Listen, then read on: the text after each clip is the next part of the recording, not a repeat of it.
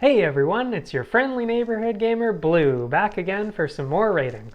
Today we've got the second game that I played through in the Extremely Bad Gaming series, Star Wars Battlefront 2. I'll be linking the playlist below if you're interested in watching my experience with the game.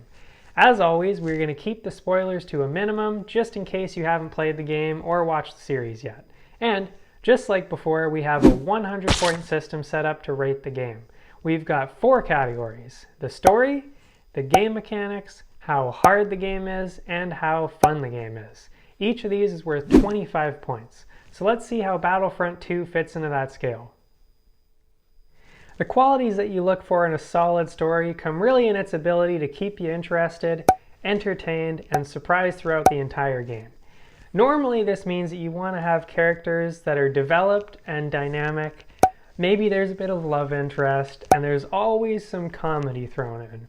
And I would say that overall, this game has all of that down. It wasn't perfect, but it had everything it needed. And I mean, it's Star Wars. Essentially what they did is they made a movie that you can play through, and I think that's really cool. I love when games try to do that, probably because I love movies so much. And for those of you who love the Star Wars movies, this is kind of a nice side story that fits nicely into the movies. It gives some nice backstory to some of the movie moments, and not only that, but you can get to play as some of your favorite heroes from the movies. But the fact that it was kind of stuck into that mold of following the movies, it might have lowered its overall novelty, I guess. What I mean is, it was a classic Star Wars story, so some people are going to switch sides, some people aren't, and then the good guys are going to win. So on that level, it's already predictable. There's no real mystery. And I hate to say it, but there were a couple of cutscenes that I found a little bit boring. But overall, there was a good mix of story and gameplay. As for the other qualities I mentioned, it had a hint of romance, not so much that it was annoying and distracting, just enough I'd say. And it did have some comedy, but I will say you can always use more comedy, and it might have been a bit light on that. Before I give my rating, I'll say that for it to be perfect, it would have to have all those things I mentioned at the start. Character development, an intriguing story, and some twists and turns that you don't see coming. But not only that, I'd say it would have to have an element of choice. Because yes, a Star Wars story is great. We love it. But imagine this for a second. Imagine this and just listen to Star Wars fans salivating as I say this. Open world Star Wars with character choices that actually mean something. Think of that. You're a lone Jedi or Sith warrior, flying around the galaxy. You make friends and enemies and go on quests and such. You can kill anyone or save anyone. Maybe you even want to be some kind of bounty hunter or something. How amazing would that be? That right there has huge potential to be 25 out of 25. Now, what's the score for this? Well, I firmly believe that you got to compare it to that ideal game. So I'm going to give it a strong 20 out of 25. Like I said, really it was solid and everything you would expect from a Star Wars game. But if you really think of what it could have been, you have that bitter taste in your mouth. Like, I just wish it was open world. I wish I could do some cool missions and stuff. Now, on to the mechanics of the game. When I'm talking about the game mechanics, I'm talking about the technical parts of the game. I'm talking about the controls, how the characters move, the visuals of the game, stuff like that. It's the stuff that you might not even think about necessarily, but they really impact how the game is played. Now, I can't say much about the controls. They're essentially the same as any other shooting game. Of course, each character and each ship has their own set of abilities, which could be hard to remember, especially if you're playing online and you don't want to pause and you're switching classes all the time. But for the story, it's easily manageable. And I will point out that it's mostly customizable, so it's fairly easy to pick up, especially if you're used to shooting games, which I'm not. So if I say that it's fairly simple, trust me, you'll be fine. And the same goes for the character's movement and the movement of the ships too. I actually really enjoy flying the ships. They did an amazing job of that. But I will say there was one mission with the ships that actually showed a glaring mistake in the mechanics. If you head over to watch the death reel after this, you'll know exactly which one I'm talking about. I died over a dozen times and I still have no idea why.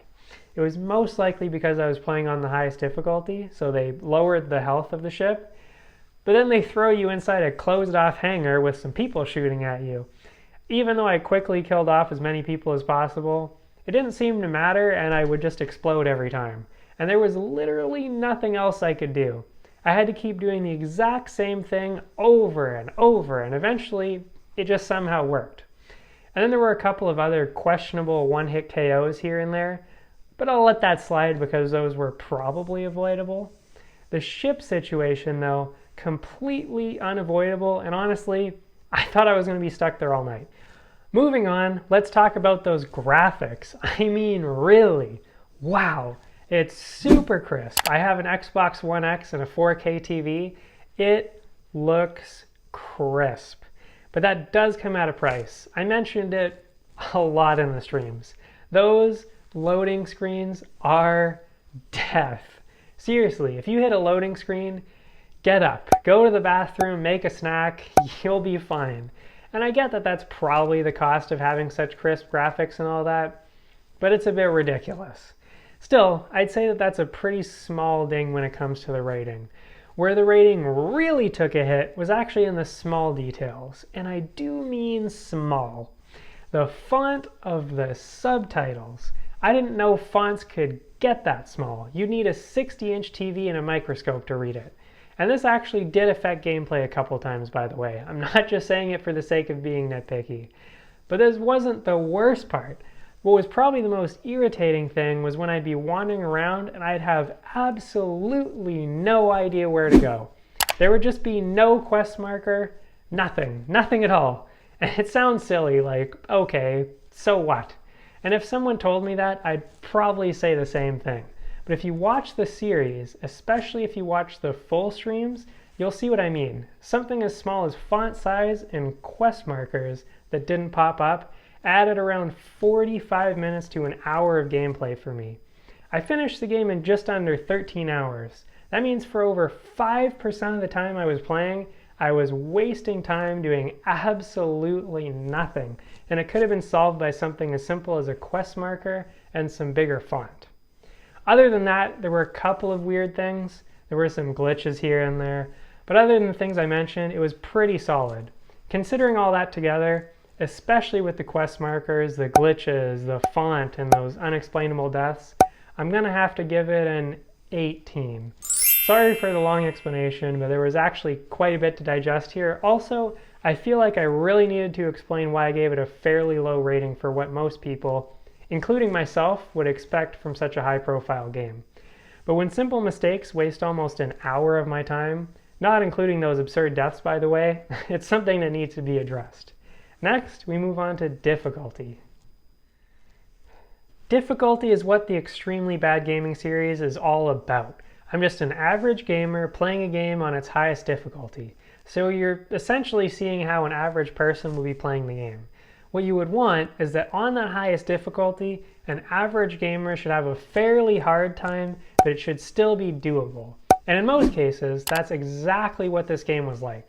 It was hard enough that it was a challenge, but not so hard that it was impossible. It meant that someone like me, who's just average at shooting games, has to really strategize. You can't just run in head first, guns blazing. I had to hide a lot, retreat back, and I also had to actually make a lot of my shots. Because when I started missing a lot again, I started to lose a lot more. But the levels in the ships, honestly, I'd have to say it actually might have been a little too easy. Like I said, the rest of the game had its challenges. It was hard. It made me think, even when I was using the other heroes. But I would just walk right through the ship battles. All except for one, that is. Again, I don't want to reveal too much, but it was in episode 19 of Extremely Bad Gaming if you want to see what I'm talking about. This one made me strategize. It tested your ability to control the ship and shoot and avoid missiles and all that. And it felt like I was actually fighting someone online that knew what they were doing. That's what I wish the rest of the battles would have been like. You want that challenge or else it gets a bit boring. But on the opposite side of the spectrum, and I mentioned this in the game mechanics section as well, there was some real nonsense going on sometimes. That ship level I was talking about was ridiculous. And other people watched it too, and they told me they didn't really understand why I was losing either. And like I said, there were some weird one-hit KOs in there as well. Really, the problem with that is when you lose, you want it to be something that you're just doing wrong. You need to be able to think, okay, fair enough. I went in too hard. I needed to hide. Maybe I need to be stealthier. What you don't want is to just lose over and over and over again with nothing to learn from. You can't learn anything if you're essentially losing because of the game mechanics and bad luck. So, what does that mean in terms of the rating? Well, like I said, for almost all the game, it was great. It was challenging, it made me think, and even though I lost a lot, over 200 times, I made a strategy and then I overcame that challenge. So I'm giving it a well-earned 22 out of 25. It just needed that extra bit of balance, especially when it comes to the ship battles. For our last section, we're talking about the overall entertainment value of the game. It's essentially a combination of the other categories and how it all comes together. For full points, you'd want it to be a constant source of entertainment. You'd want to play until you hit 100% completion, recommend it to your friends, and then play again. And right from the start, I knew it was going to be good. I had already played the first few levels a couple of years ago when it came out, and I had played it a bit online too. So, of course, I would recommend it to other people, and I would definitely play it again. Not only that, but I actually did finish the story mode 100%. If you check out those full streams, you'll see that I found all the hidden items. Admittedly, I looked up where they were hidden, but that was mainly because I was streaming and I didn't want to waste a bunch of time. I wanted to keep the game going for you. But where the game started to let me down, again, it circles back to what I said in the other sections. I was getting so frustrated by some of the things that were happening that it started to not be fun. I just wanted to push through it and move on to the next level. And then, of course, there were those couple of cutscenes that were just kind of boring. To get a perfect score, it'd need that balance and difficulty, and it would need that extra little kick from a better story. Or, what would have been really cool is playing with a lightsaber more. Easily one of the best parts of the game. Instead, it's earned a respectable 21 out of 25. I just keep thinking about that open world Star Wars game. Running around the galaxy with a lightsaber, murdering everyone in sight. Anyway, let's take a look at that final BLU rating. Just to recap, we have a rating of 20 out of 25 for the story, 18 for the game mechanics, 22 for the difficulty, and 21 out of 25 for the overall entertainment value of the game. Adding that all together, we've reached a final BLU rating of 81 out of 100, which is a very respectable score. You've got a thumbs up from me. Now, I know those of you who have played have your own opinions and your own scores, and I want to hear them. Leave your review in the comments below with a score for each of those 4 categories. As I mentioned before, the episodes where I played Star Wars Battlefront 2 are linked in the playlist below. Also linked below is my Twitch account, where you can check out what games we're playing right now. Thanks for watching. See you next time.